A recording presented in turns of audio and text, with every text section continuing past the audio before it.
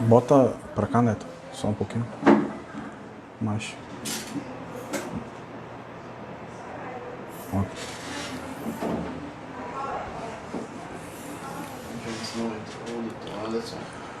Olá, irmãos. Daqui a poucos minutos, nós vamos começar nosso culto de celebração ao Senhor. Então, enquanto nós não começamos, por favor, dá um feedback dizendo aí como é que tá, principalmente o áudio, né? A imagem também, mas vamos querer ter um feedback aí do áudio para saber se vocês podem ouvir aí bem, como é que está. Então, dá esse retorno aí pra gente, por favor.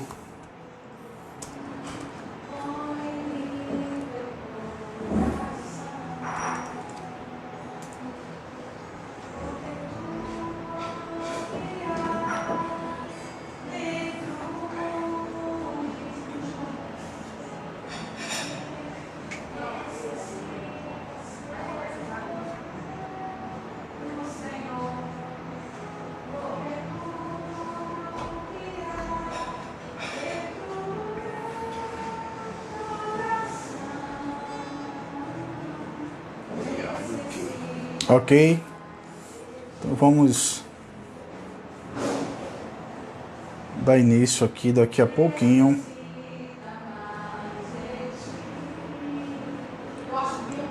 Calma, avisa ali, avisa ali que já começou, filho. Tá chegando só. Esse aqui tá muito próximo aí. A cadeira. Tá próximo aqui, vai. Do reclamar. Isso. Se você pagar, vai assistir um pouco.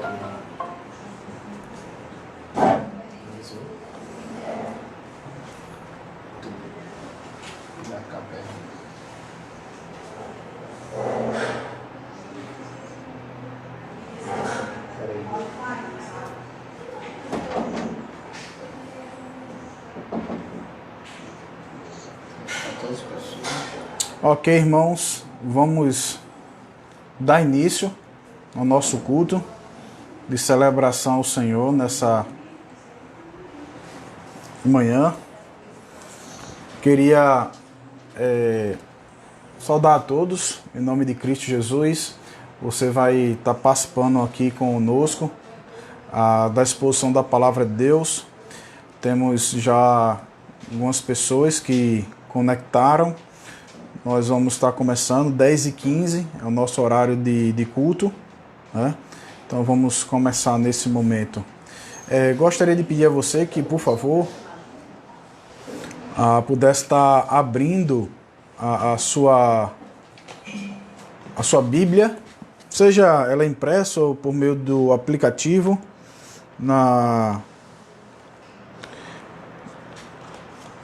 no livro do profeta Abacuque. Nós terminamos de expor esse livro semana passada e eu gostaria de poder, junto com vocês, ler esse texto do capítulo 3, versos 16 e diante. Antes de começarmos a louvar o Senhor, eu gostaria de ler esse texto para a nossa meditação.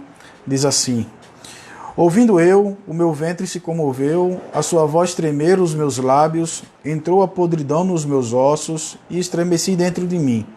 No dia da angústia descansarei, quando subir contra o povo que invadirá com suas tropas. Porque ainda que a figueira não floresça, nem haja fruto na vide, ainda que decepcione o fruto da oliveira, e os campos não produzam mantimento, ainda que as ovelhas da malhada sejam arrebatadas, e nos currais não haja gado, todavia eu me alegrarei no Senhor, exultarei no Deus da minha salvação. O Senhor Deus é a minha força, e fará os meus pés como os da corça, e me fará andar sobre as minhas alturas, para o cantor mor sobre os meus instrumentos de corda. Queridos, nós somos lembrados aqui que devemos continuamente louvarmos ao Senhor, independente das circunstâncias. Eu não sei como é que foi a sua semana. Uma coisa eu sei: Se você é crente em Cristo Jesus, você é chamado a ter essa mesma fé de Abacuque, uma fé incondicional, uma fé inabalável, uma fé que não olha para as circunstâncias, uma fé que sempre louva a Deus, mesmo em meio às dificuldades. Então, vamos louvar o Senhor nesse momento, mas antes de começarmos louvando a Deus, vamos entoar, antes de entoarmos louvores ao seu nome, a Deus, vamos orar ao Senhor, vamos elevar a nossa voz a Deus, os nossos pensamentos e as nossas petições. Vamos orar ao Senhor agora. Pai, nós te agradecemos por essa manhã, onde nós podemos celebrar a ressurreição de Jesus.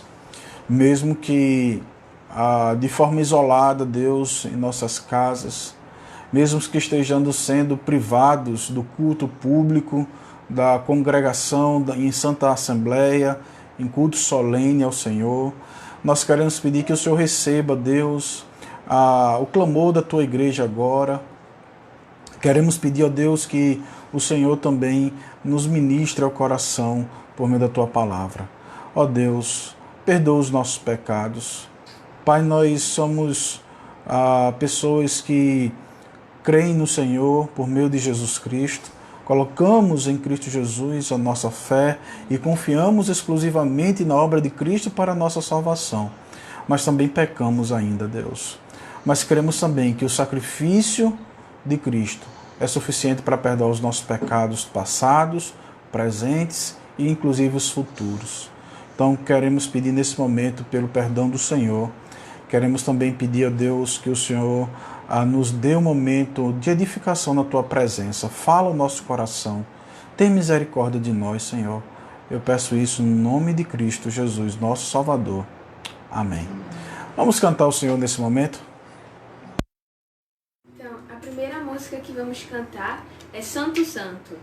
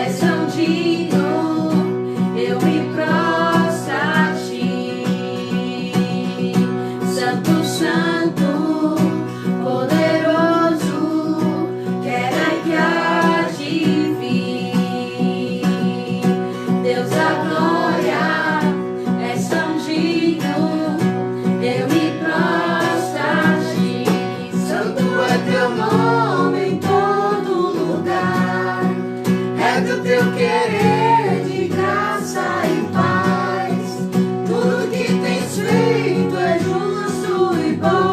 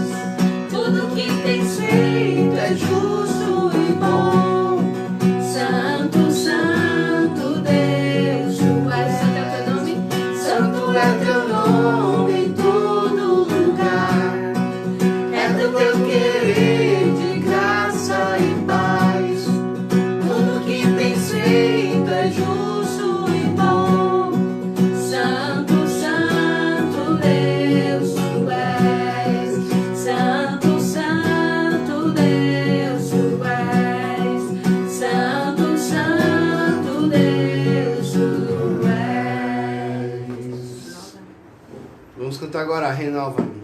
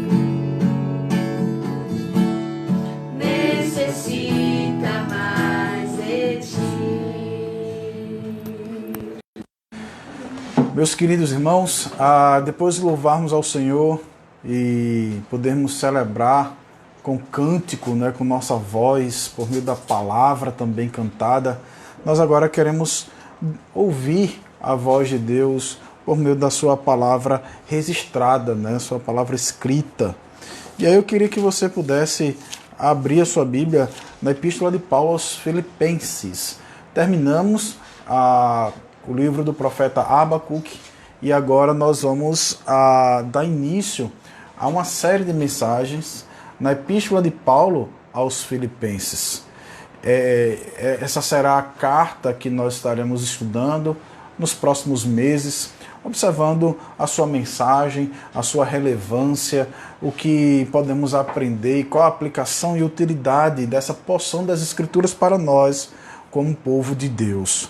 Então vai ser, acredito, um momento muito rico de aprendizado, né? Então gostaria que você pudesse abrir sua Bíblia, Filipenses capítulo 1.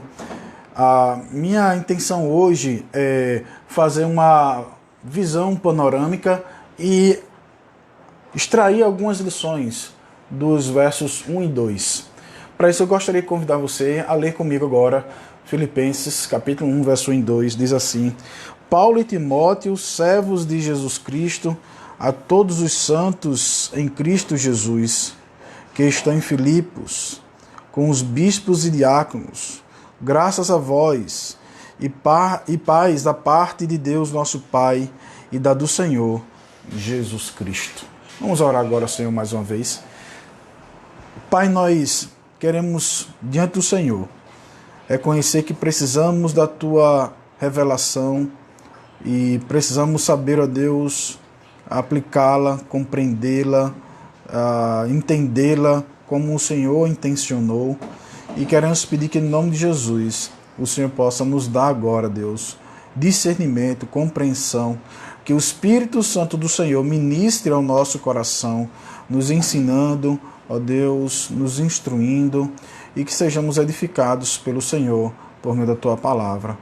Eu quero pedir isso, ó Deus, para a Tua glória e para o nosso benefício, no nome de Jesus. Amém. Queridos, antes de entrarmos no texto propriamente dito, eu gostaria de compartilhar com vocês algumas informações sobre a Epístola aos Filipenses, principalmente sobre a cidade de Filipos, como Paulo chegou nesse local e também por que ele escreveu essa epístola, para que possamos assim entender à luz da carta, né, a mensagem geral, e possamos ter uma maior clareza ao lermos ao longo dos próximos domingos, né, e expormos a palavra do Senhor. Primeira coisa que eu gostaria de destacar para vocês é que a cidade de Filipos era uma cidade muito importante e ela era uma colônia romana oficial.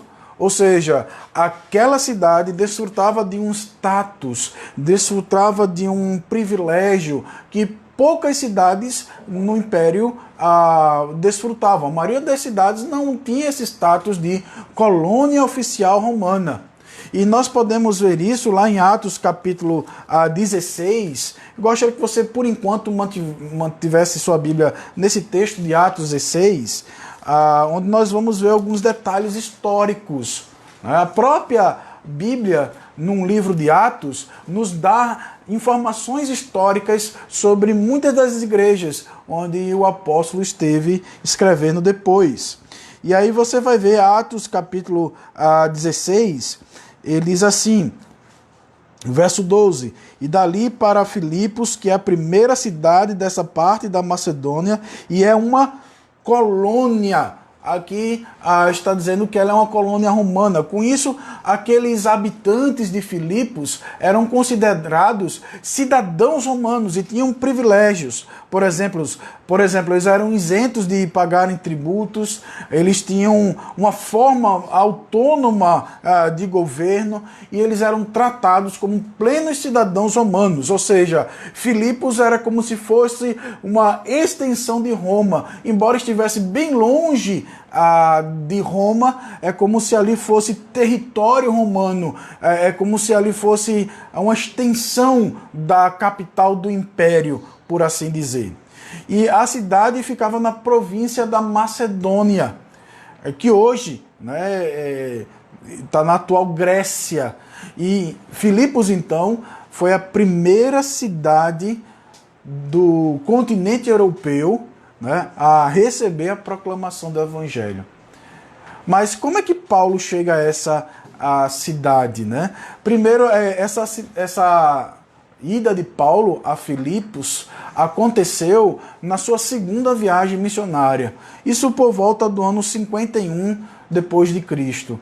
Ele estava indo a essa viagem juntamente com o seu companheiro Silas. E é interessante, meus queridos irmãos, que Paulo foi para lá devido a uma visão que ele recebeu do Senhor. Paulo estava, na verdade, tentando ir para a Ásia, anunciar a palavra de Deus. Ele já havia ido para essa região da Ásia e pregado lá. Só que ele foi impedido pelo Espírito Santo do Senhor de ir para lá. E ele teve uma visão, e eu queria que você pudesse abrir lá em Atos, como eu pedi para você deixar a sua Bíblia aberta por enquanto lá, verso 14 e 15, veja o que diz. Não verso 14 e 15, verso 9. E Paulo teve de noite uma visão que se apresentou um homem da Macedônia e lhe rogou dizendo: passa a Macedônia e ajuda-nos. E ele aqui está relatando ainda, se você for continuar lendo, e logo depois dessa visão procuramos partir para a Macedônia, concluindo que o Senhor nos chamava para lhes anunciar o Evangelho. E navegando de Troade, fomos, correndo em caminho direto a Samotrácia, e no dia seguinte a Neápolis, e dali para Filipos. Paulo entendeu que Deus estava chamando para ir pregar no continente europeu, uma região que ele ainda não havia explorado na sua primeira viagem.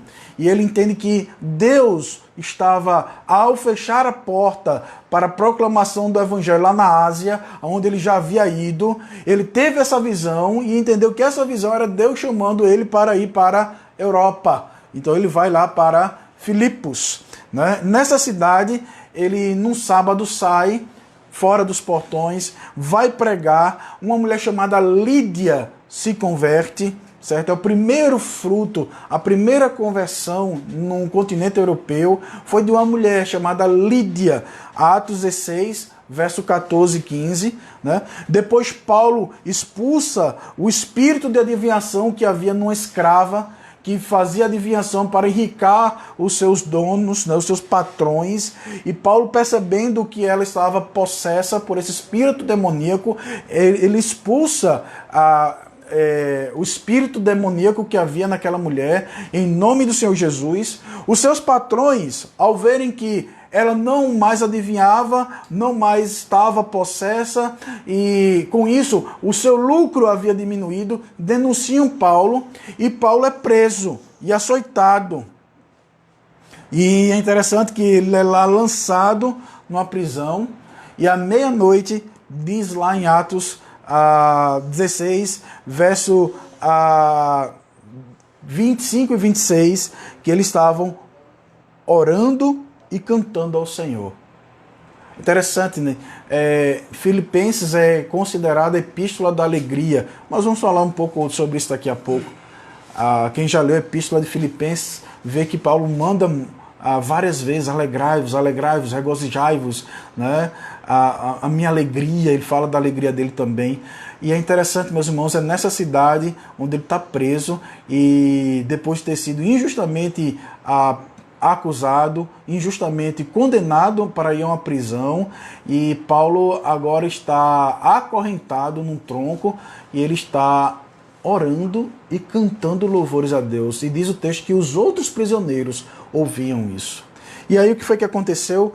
Deus enviou um terremoto que fez com que as portas da prisão fossem abertas, e após isso o carcereiro, ao verificar, ele pensa que os prisioneiros fugiram, e ao saber que ele vai prestar conta desses prisioneiros, o que é que ele faz? Ele vai tentar se matar, porque ele sabe que se ele não prestar contas da vida de cada um deles, está aqui, não, eles fugiram, ele seria morto. Então, sabendo que a morte provavelmente seria seu destino, ele tenta tirar sua vida. Aí, então Paulo aparece e diz: não faça isso, estamos todos nós aqui.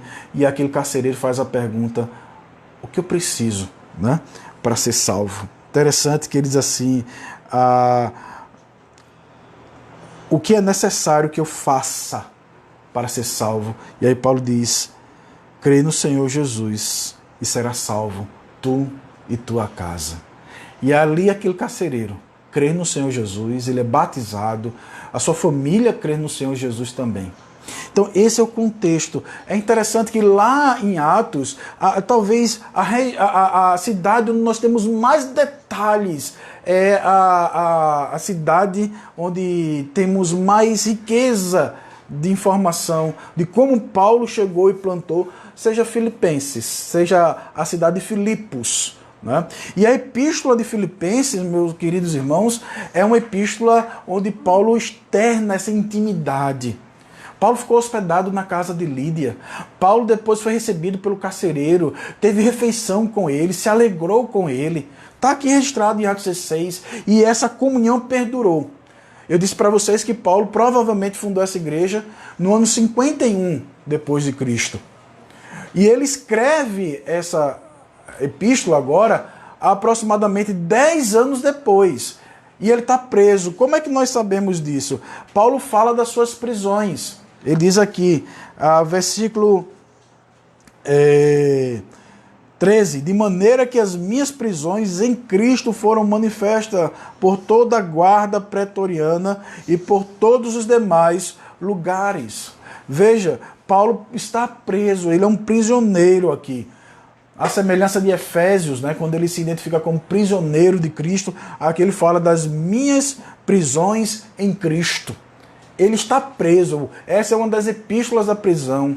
Isso é algo muito importante. O homem que nós estamos vendo aqui, que é o autor dessa epístola, ele está com a sua liberdade limitada, provavelmente numa prisão domiciliar, porque Paulo era um cidadão romano. Talvez ele não está num cárcere, porque nós vamos ver que o local de onde ele escreve provavelmente é Roma. Por quê? Ele falou aqui da guarda pretoriana. Era uma guarda que só havia em cidades oficiais e onde havia um tribunal. Né? Então, ele fala disso. E no capítulo 4, verso 22, no final da epístola, ele diz assim: todos os santos vos saúdam, mas principalmente os que são da casa de César. Ou seja, parece que ele está... ele já teve a oportunidade de pregar para pessoas que eram íntimas da corte imperial romana. Então, Paulo provavelmente está em Roma. E isso aqui, se for de fato o local, é o final do livro de Atos, onde ele está preso. Atos 28, que fala de uma prisão domiciliar, onde ele podia receber pessoas. E nós vemos que ele recebeu, por exemplo, ele recebeu Epafrodito, que foi enviado pela igreja de Filipenses. A igreja de Filipenses, quando soube que Paulo estava em Roma preso, enviou Epafrodito para suprir as necessidades de Paulo. Você pode ver aqui no capítulo 2, verso 25. Julguei com tudo necessário, mandar-vos Epafrodito, meu irmão e cooperador, companheiro nos combates, e vosso enviado, ou seja, enviado da igreja de Filipos, para prover as minhas necessidades. Então, Paulo estava numa prisão domiciliar, provavelmente. Ele não está num cárcere, numa masmorra. Ele está diferente de quando ele estava em Filipos. Ele foi colocado num cárcere. Quando ele foi a Filipos, ele foi colocado num cárcere, foi colocado num tronco, foi açoitado. Aqui, Paulo provavelmente está aguardando um julgamento. Então, ele, como cidadão romano, ele poderia ficar numa prisão domiciliar com um soldado romano fazendo a guarda dele. Mas veja, mesmo assim, é alguém que está limitado, é alguém que está aguardando um julgamento, é alguém que está aguardando uma sentença, porque ele foi acusado injustamente e ele não pode agora ir para onde ele quiser. Mesmo sendo uma prisão domiciliar, ele está preso. E é essa carta que ele encoraja os irmãos a poderem se alegrar no Senhor, se envolverem no trabalho de Cristo e servirem aos outros. Meus irmãos, qual foi o propósito de Paulo ao escrever essa epístola? Paulo escreveu essa epístola para agradecer aos filipenses. Nós vamos ver isso logo no primeiro capítulo. Né? Ele começa falando do envolvimento desses crentes. No capítulo 4, por exemplo, ele diz assim, capítulo 4, verso 10. Ora, muito me alegrei no Senhor por finalmente reviver a vossa lembrança de mim, pois já vos tinhas lembrado, mas não tinhas tido oportunidade. Veja que Paulo está dizendo, vocês mandaram uma oferta para mim. Epafrodito foi enviado, como nós vimos, para atender as necessidades de Paulo. Foi enviado da igreja para isso. Então nós vamos ver que Paulo escreve essa epístola para agradecer por esse envolvimento dos filipenses na causa do evangelho e inclusive no sustento do próprio apóstolo. Eles estão sustentando o apóstolo Paulo, mostrando como eles deveriam enfrentar as dificuldades. Paulo também reconhece, Epafrodito talvez relata algumas dificuldades que a igreja estava passando. Paulo explica como é que eles deveriam enfrentar essas dificuldades com falsos mestres, com divisões na igreja. Paulo está ensinando como enfrentar essas dificuldades com humildade e servindo os outros. Assim, eles encontrariam a verdadeira alegria. Então, qual é a mensagem de Filipenses? Da epístola toda, dos 4 capítulos, nós poderíamos resumir a mensagem de Filipenses da seguinte forma: o crente, mesmo em meio às adversidades, deve se envolver na causa do evangelho em verdadeira comunhão, servindo humildemente aos outros, encontrando assim a verdadeira alegria. Eu vou repetir para que você possa entender. O crente, mesmo em meio às adversidades, deve se envolver na causa do Evangelho em verdadeira comunhão, servindo humildemente aos outros, encontrando assim a verdadeira alegria. Filipenses, meus irmãos, fala de alegria, mas essa alegria não é algo simplesmente que místico. Ela é encontrada também por meio de atitudes de humildade e de serviço. A epístola está cheia disso aqui, está cheia desses exemplos de serviço e o exemplo da humildade para resolver, inclusive, problemas interpessoais. E há aqui muito ensinamento doutrinário. Essa epístola, ela é muito pequena, ela só tem 104 versículos nos 4 capítulos. É uma epístola pequena, você lê rapidinho, certo?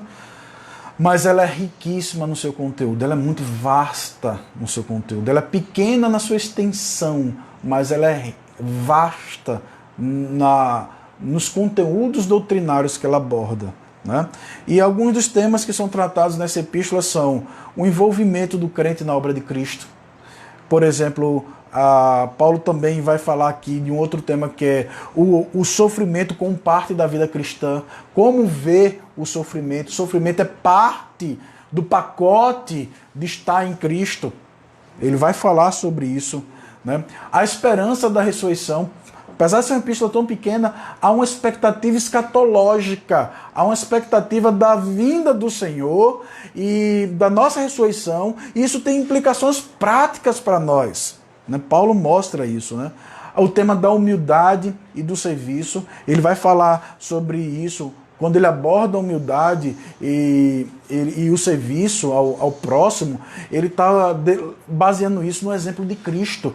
Paulo tem uma cristologia muito elevada, falando da humildade de Jesus e do serviço altruísta dele, olhando para o outro. E, queridos, como isso é prático. A cristologia não é somente afirmar a divindade de Jesus, que Paulo afirma, mas é dizer, isso influencia nos nossos relacionamentos interpessoais. Uma boa cristologia, ela se aplica no dia a dia. Mas vamos ver isso quando chegarmos no capítulo 2. Né? A doutrina da justificação pela fé, também abordada no capítulo 3. A santificação, no capítulo 3 também. Comunhão, no capítulo 4. E a generosidade, também abordado como um dos temas aqui. Então veja que são vários, poderíamos ter também destacados outro aqui, temas menores, mas esses são os temas que mais se mostram presentes na epístola. Então eu gostaria de meditar com vocês, como eu falei, nos versos 1 e 2 hoje. E qual seria então a mensagem desses 2 versos? Né? Qual a ideia principal deles? E aí eu gostaria de dizer a você que a ideia central do verso 1 e 2 é mostrar a nova identidade em Cristo que o crente tem e como ela traz consigo a realidade de um relacionamento abençoado com Deus. Paulo vai falar sobre a nossa nova identidade em Cristo e como isso traz, né, a realidade de um relacionamento abençoado com Deus. Diante disso, queridos, eu gostaria de meditar com vocês hoje sobre quem somos em Cristo. Quem somos em Cristo. Olhe comigo, por favor, o versículo 1. No versículo 1, Paulo vai tratar sobre a nossa nova identidade. Né? A essa epístola, Paulo não se apresenta como apóstolo. Perceba, ele diz Paulo e Timóteo, servos de Jesus Cristo. Das 13 epístolas paulinas, a grande maioria, Paulo começa, Paulo, apóstolo de Jesus Cristo. Né? Separado por Deus, não pela vontade humana. Ele se apresenta ligado à sua autoridade apostólica, ao seu apostolado. Mas aqui é diferente. Paulo, ele diferentemente da maioria das outras epístolas escritas por ele, em Filipenses ele está começando com uma apresentação de que ele e de que Timóteo são servos de Jesus Cristo. Eu gostaria de dizer para você que a palavra servo aqui, na língua grega, é literalmente escravo. Não é um servo que tem aquela contratado, que presta o serviço, recebe um dinheirinho, e se não quiser, ele rompe o contrato. Existia esse também tipo de servo no Oriente, na cultura que Paulo estava, no Novo Testamento. Mas ele está usando umas palavras chamadas escravo, aquele que foi comprado. E ao mostrar isso, Paulo está se identificando tanto a si quanto a Timóteo, né, como sendo um escravo, e consequentemente todos os crentes também são escravos e estão debaixo da direção, estão debaixo da autoridade de Cristo Jesus. Ser escravo de Cristo, meu querido, é mostrar quem é o nosso dono, está mostrando quem é que tem o poder e o domínio sobre nós, com quem nós nos identificamos.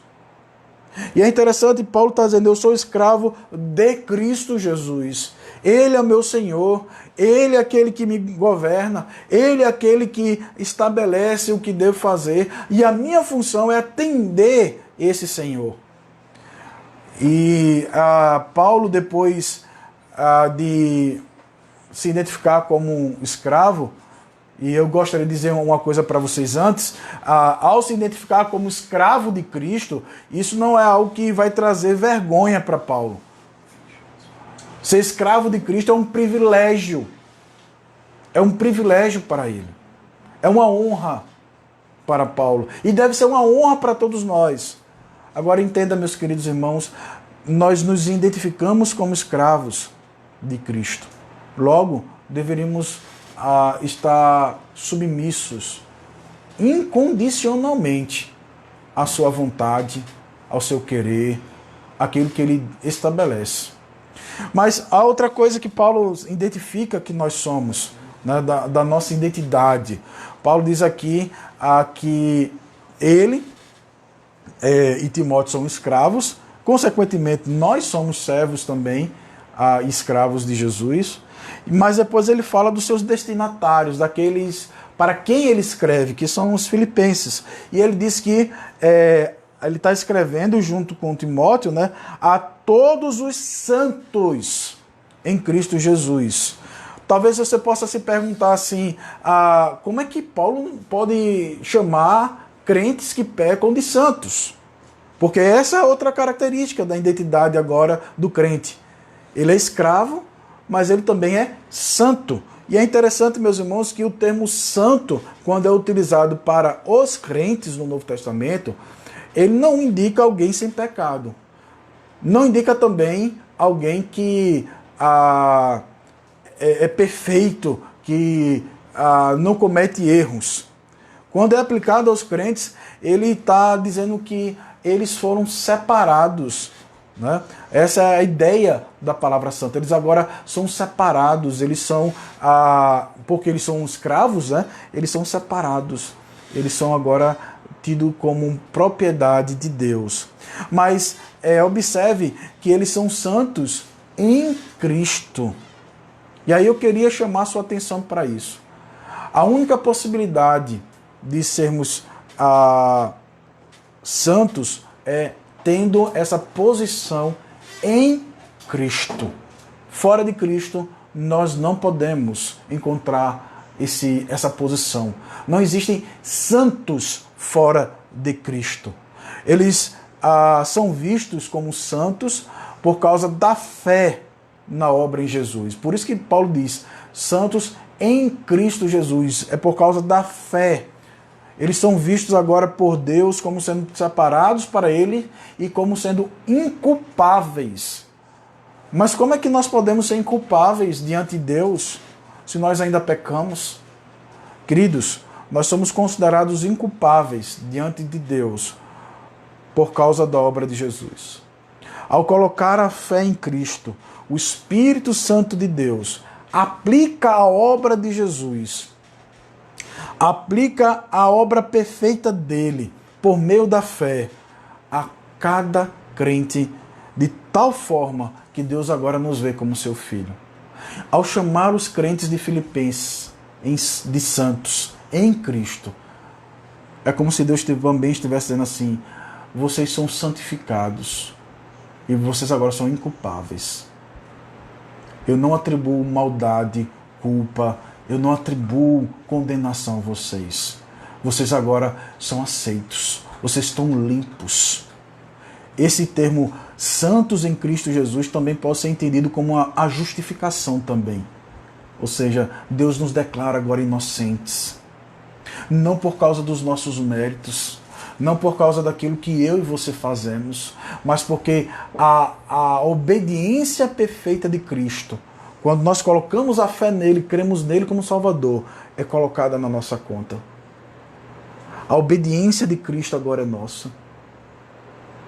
Paulo está dizendo que o crente, ele é aceito, ele é inculpável, ele agora está em comunhão com Deus, porque ele é santo em Cristo Jesus.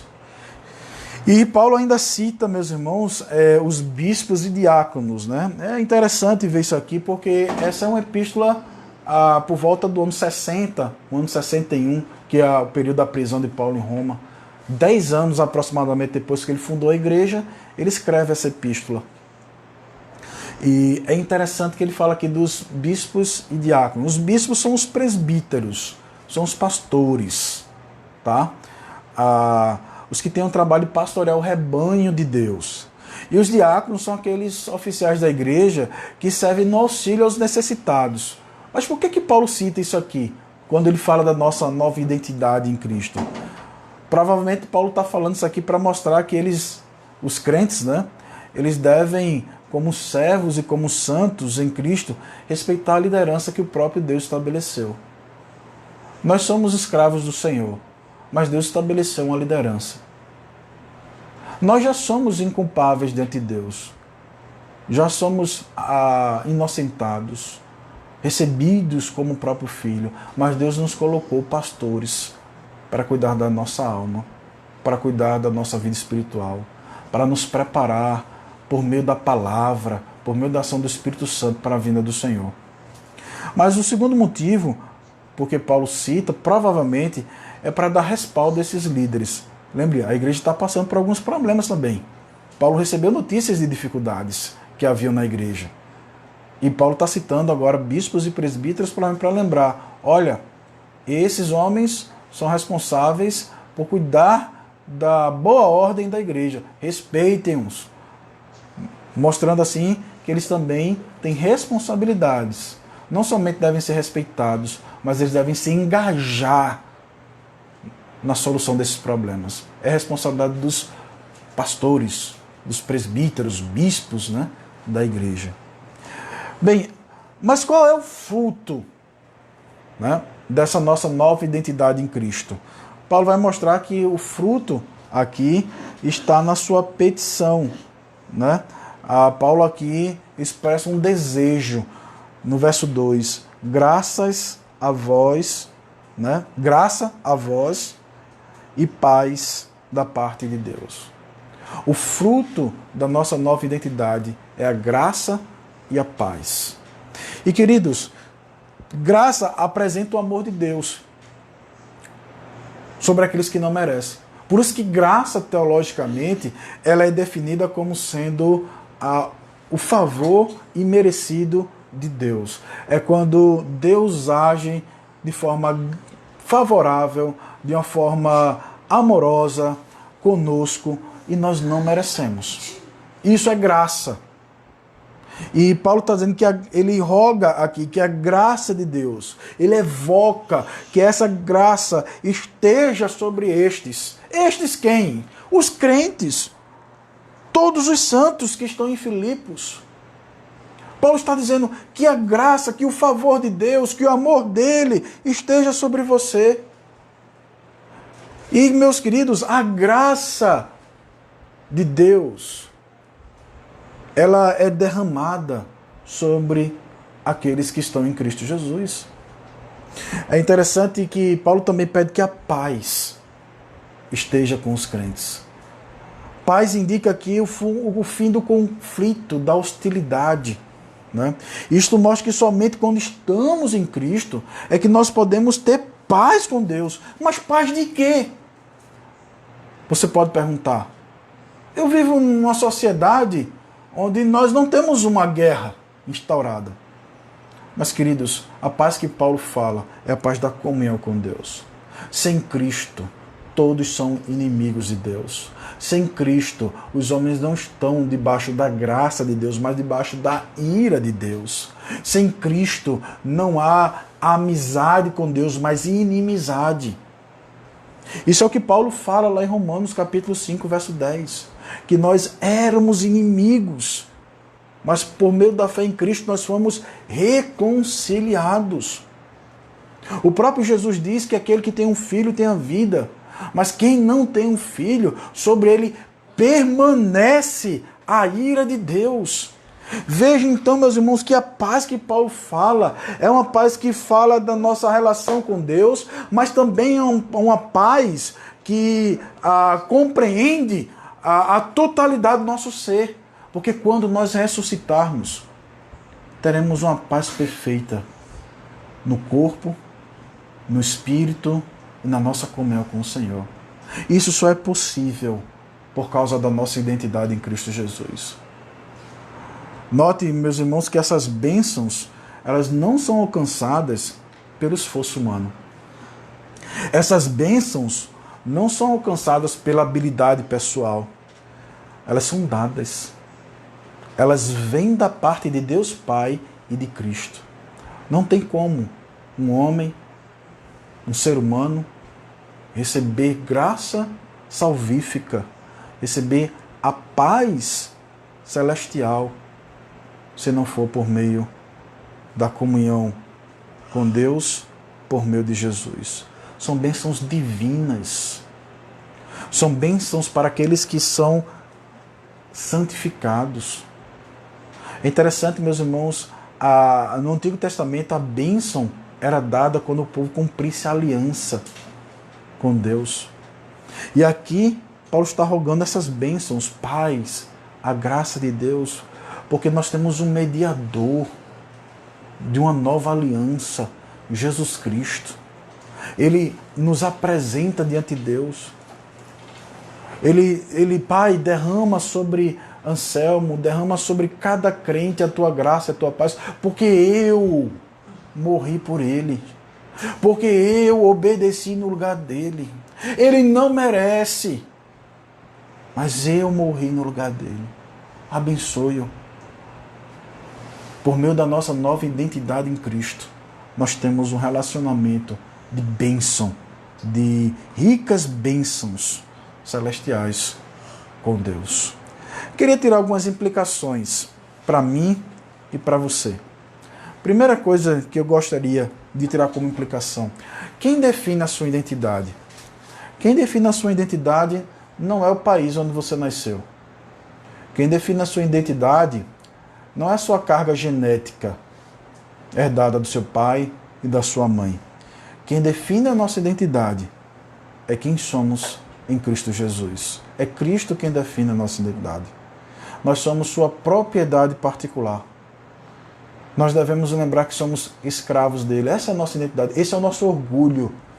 Essa é a nossa grande esperança, sermos escravos de Cristo. E é interessante, meus irmãos, que ser escravo na Bíblia está ligado à devoção. O escravo tem uma única função: se devotar ao seu Senhor, obedecê-lo. A única função de um escravo é obedecer seu Senhor. Essa é a nossa identidade. Ela não se encontra mais na nossa autonomia. Nossa autonomia nos condenava. O homem, na busca da autonomia, encontrou a condenação, a morte, o inferno. Agora somos escravos de Cristo. E Ele é um bom Senhor. Ele é um bom Senhor que não somente nos compra, nos tira do império das trevas, mas Ele nos torna seus filhos e suas filhas por meio da fé em Cristo Jesus. Deus não somente é o nosso Senhor, aquele que tem escravos, mas Ele faz desses escravos seus filhos. E o que é de Cristo agora é nosso. Que escravidão! É um Senhor que compra no mercado aquele que está nu, aquele que está humilhado. Na verdade, usamos a figura do escravo morto, vivifica-o, diz agora você é meu, e diz agora também vou te adotar, vou colocar o meu nome sobre você. Você é meu e tudo que é meu é seu. Essa é a nossa identidade, definida por Cristo. E aí você deveria pensar em algumas coisas. Quem comanda a sua vida? É uma implicação. Se você é escravo de Cristo, quem deve comandar a sua vida é Ele. E todas as vezes que você não se submete a Ele, você está se rebelando contra o seu Senhor. Contra o seu dono. Quem comanda a sua vida? Queridos, nós devemos lembrar quais são os desejos que movem o meu modo de viver. Agradar a meu Senhor ou satisfazer os desejos da carne? Quais são os valores que guiam o meu caminhar? Os valores de Cristo? Do meu Senhor? Do meu dono? Ou os valores do mundo? Onde o príncipe do mundo é Satanás. De onde eu fui tirado. De onde eu fui comprado. De onde eu fui liberto. Você ama Deus? Ou você é como Israel, que na peregrinação sempre lembrava do Egito, da terra da escravidão? Outra coisa, a outra implicação, que somente ligados a Cristo nós podemos ser aceitos. Perceba que isso só acontece por meio de Cristo. Ele é escravo de Cristo, ele é santificado em Cristo. A graça e a paz vem de Deus Pai e Deus Filho, Jesus Cristo. E ao longo do capítulo 1, várias vezes ele vai usar a expressão em Cristo, mostrando que somente ligados a Cristo é que nós podemos ser aceitos por Deus. Não há como alguém ser escravo. E isso é um grande privilégio nas Escrituras. Lembre disso. Não há como alguém ser escravo de Cristo ou santificado fora dele. Não tem. Só podemos fazer a vontade de Deus e desenvolver uma vida de santidade por meio da união com Deus Pai, através do Deus Filho, Jesus Cristo, pela fé. Uma outra implicação é que todo crente ligado a Cristo deve estar debaixo de uma liderança bíblica. Apesar de sermos, como eu já falei, aceitos incondicionalmente por Deus, Deus estabeleceu na sua sabedoria, para a sua glória e para a edificação da igreja, líderes. E crentes que encontram identidade em Jesus, eles vão se submeter a uma liderança bíblica. Porque Deus deu ao seu corpo, Cristo, o próprio Cristo deu ao seu corpo, que é a igreja, pastores, como um dom, para cuidarem, para levar um corpo ao aperfeiçoamento, à maturidade.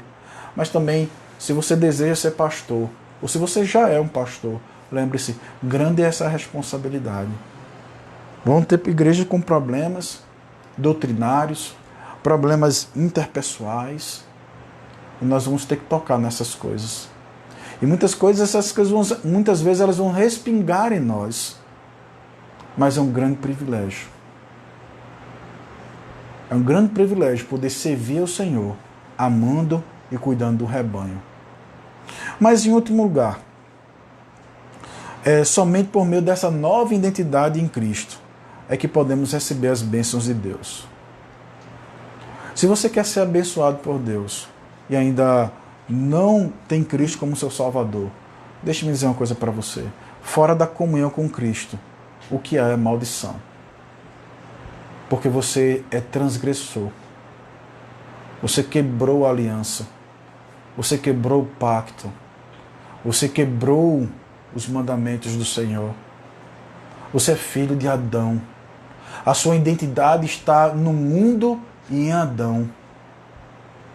E essa identidade te condena. Não importa qual seja a sua situação de vida. Você pode viver de forma regalada, pode viver de uma forma próspera. O que há sobre você não é a graça ou a paz que vem de Deus. A graça que eu falo aqui é aquela graça que salva e que traz bênçãos celestiais. Você não tem. Você tem uma graça comum que Deus derrama, te dando dinheiro, te dando saúde, te dando essas coisas. Mas até isso vai ser usado e vai clamar contra você no dia do juízo, se você está fora de Cristo. Não há bênção fora de Jesus. O que há fora de Cristo é a morte e a maldição. Mas se você entende isso, e isso te traz a angústia no coração, deixa eu dizer uma coisa a você.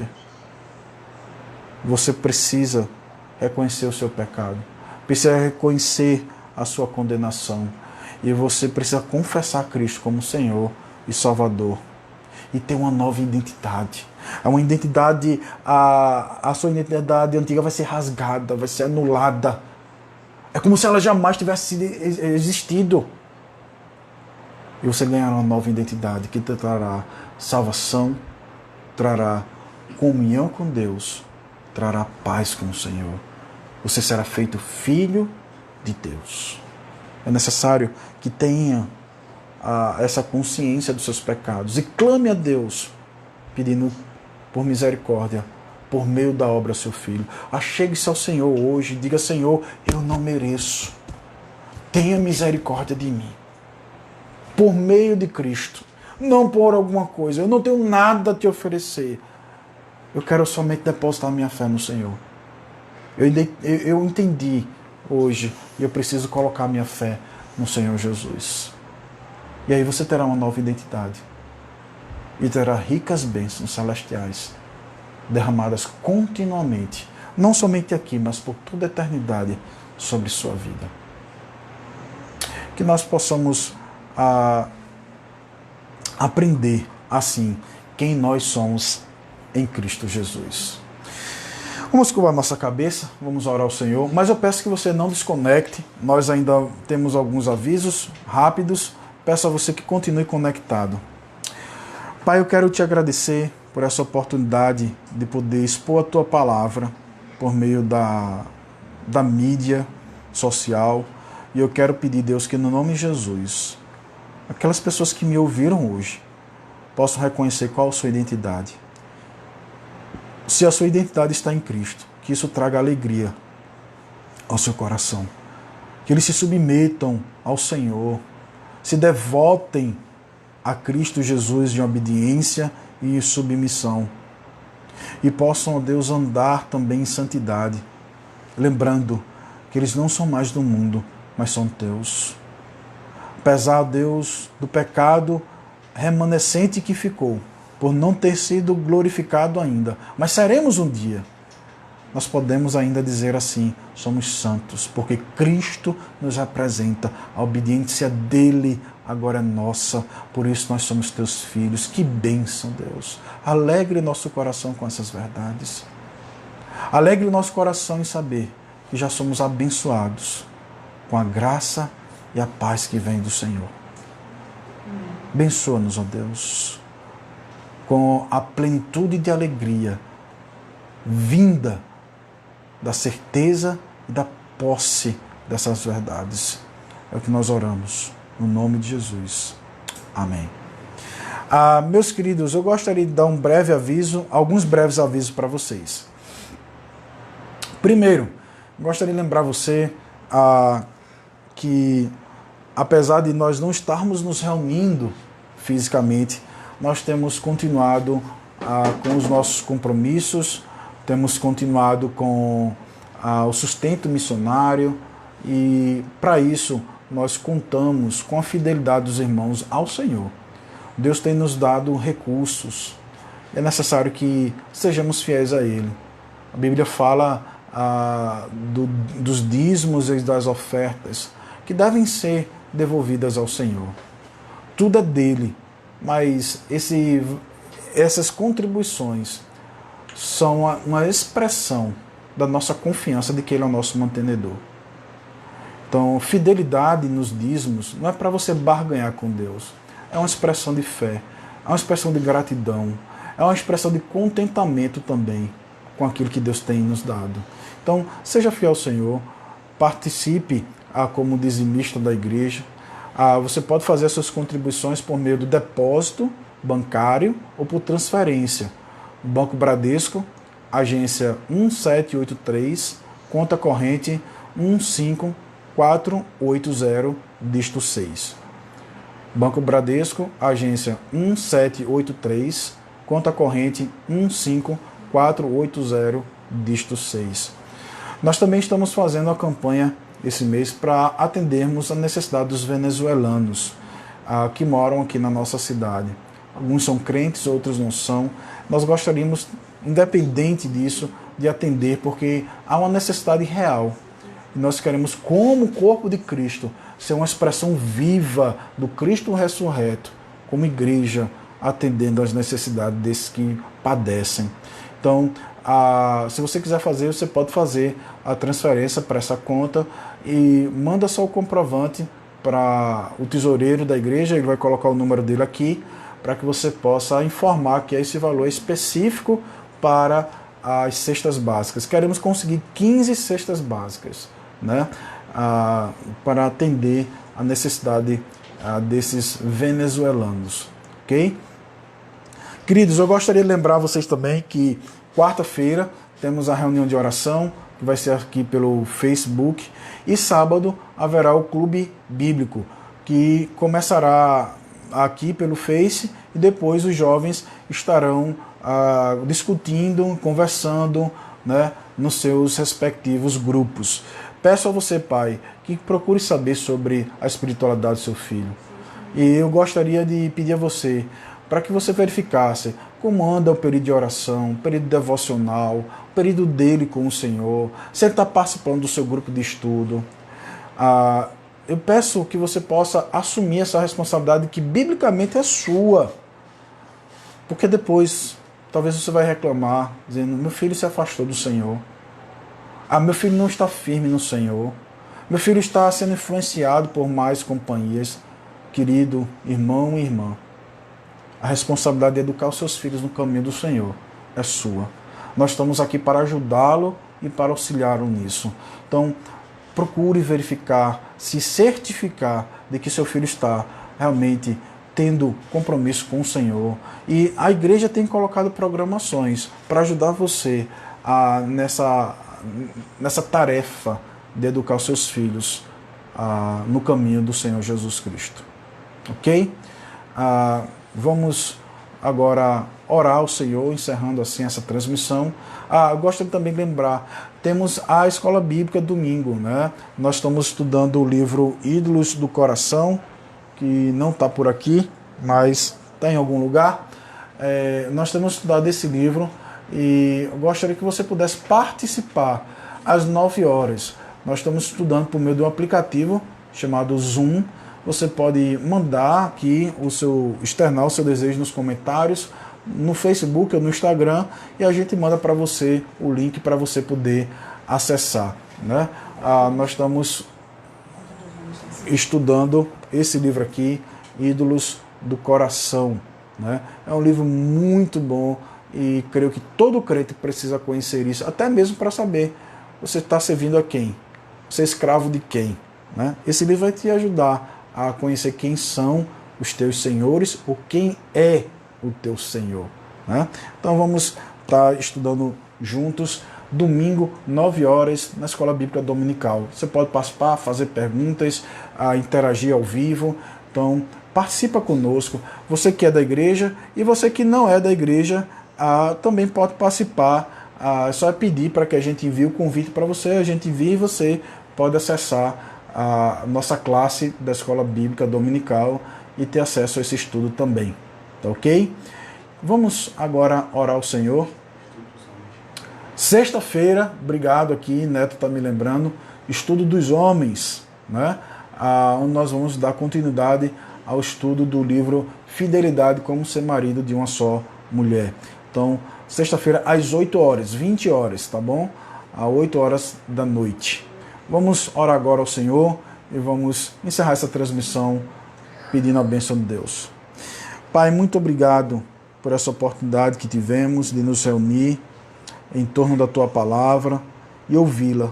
Senhor, nos ajude a, como homens que têm uma nova identidade, como servos do Senhor, a servirmos de uma forma fiel o nome de Cristo Jesus aqui nesta terra. Nos fortalece, Deus, na Tua graça. Nos fortalece cada dia mais para que cresçamos na comunhão com o Senhor. Obrigado, Deus, porque não somos mais Teus inimigos, mas por meio da fé em Cristo, por meio da obra de Jesus, nós fomos reconciliados. Agradecemos por isso e pedimos que o Senhor nos dê uma semana próspera na Tua presença e que a graça de nosso Senhor e Salvador Jesus Cristo, o amor de Deus o Pai e a comunhão do Espírito Santo sejam conosco, a Igreja do Senhor, hoje e para todo sempre. Amém. Deus abençoe você e a sua casa.